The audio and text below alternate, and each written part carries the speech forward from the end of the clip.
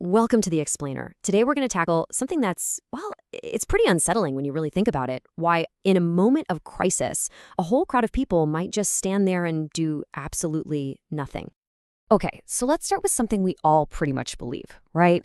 You're on a busy street, tons of people around. If something bad happens, if you get attacked, someone's going to step in and help. I mean, it just feels like common sense. Well, here's the hard truth. Decades of psychological research and honestly some really tragic real-world stories tell us that this idea isn't just a little bit wrong, it's actually a dangerous myth. That very crowd you're counting on could be the biggest threat to you surviving. Okay, let's really get into this unsettling paradox.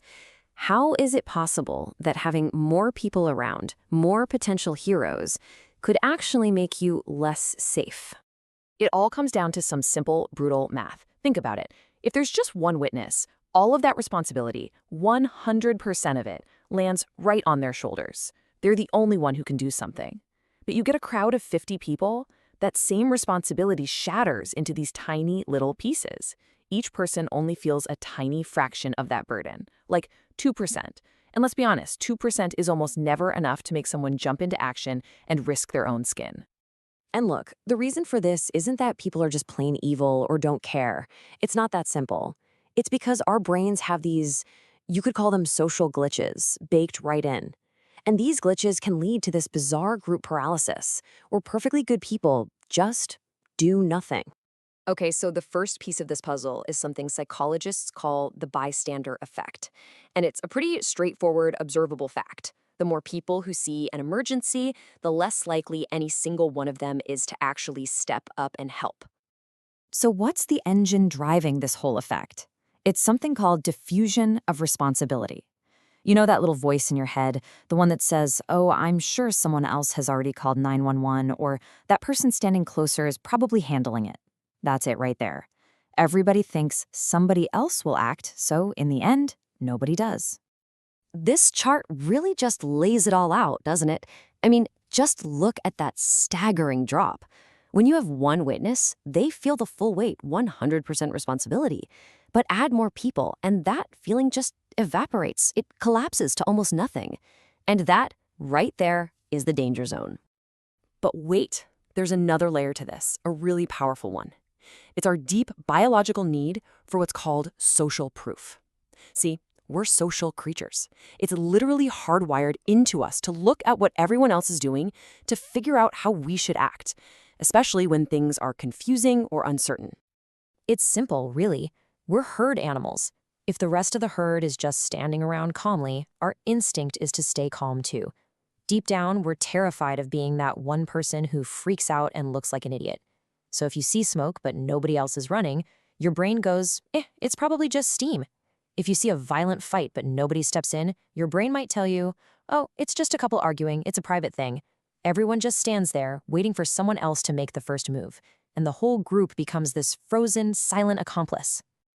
And this isn't just some abstract theory from a textbook. No, this was proven in the most brutal, horrifying way imaginable on a cold night back in 1964 in Queens, New York. The name Kitty Genovese became famous all over the world, but not for her life. It was for the absolute, shocking silence from the public that surrounded her death. What's so chilling is that this attack didn't happen in a flash. It went on for a horrifyingly long time. Around 3:15 in the morning, her screams, "Oh my God, he stabbed me, help me," were so loud that lights started flicking on in dozens of apartments. This actually scared her attacker off. He ran away. And right there, that was the moment. That was the chance. If just one person had picked up the phone and called the police right then, she would have survived. But nobody did. The attacker just waited in his car, and when he didn't hear any sirens, he realized no one was coming. So he went back to finish what he started. 38. Just let that number sink in. That number is at the very heart of this tragedy. 38 regular, everyday people heard her screams. Some of them even saw parts of the attack. And for more than 30 minutes, they did nothing while a woman was murdered right outside their homes. And when the police finally questioned them, the reasons these normal people gave were just chillingly simple. And they lined up perfectly with everything we know about the bystander effect. I didn't want to get involved. I thought it was just a lover's quarrel. And the big one, I assume somebody else must have already called for help. Okay, so this is all pretty dark. Knowing this flaw in our own psychology, how do you fight back? More importantly, how do you break that spell if it's you who needs help? Well, it turns out there's a very clear, specific protocol for survival. All right, first things first. You have to understand that just screaming help into the air is basically a death sentence. Why? Because it's too vague. You're yelling at everyone, which means you're yelling at no one in particular. It's a perfect recipe for that diffusion of responsibility to kick in. You have to be specific. You have to be direct. So here are the 3 rules, and they're designed to completely short-circuit the bystander effect, one by one. First, don't scream at the crowd. You find one single person, lock eyes with them, point right at them. This immediately reverses that diffusion of responsibility. Suddenly, it's all on them. They feel 100% accountable. Second, you give them a specific, simple order. Don't ask, command them. Call 911. Help me get up. This snaps their brain out of that frozen, what do I do paralysis. And finally, number 3, you destroy any ambiguity. Yell something clear like, I don't know this person. He is attacking me. This gets rid of any excuse they might have to think it's just a private matter. And you see, this is why it works so damn well. You're essentially hacking the brain's tendency to freeze up. By making one person feel completely responsible, you light the first spark. And here's the magic.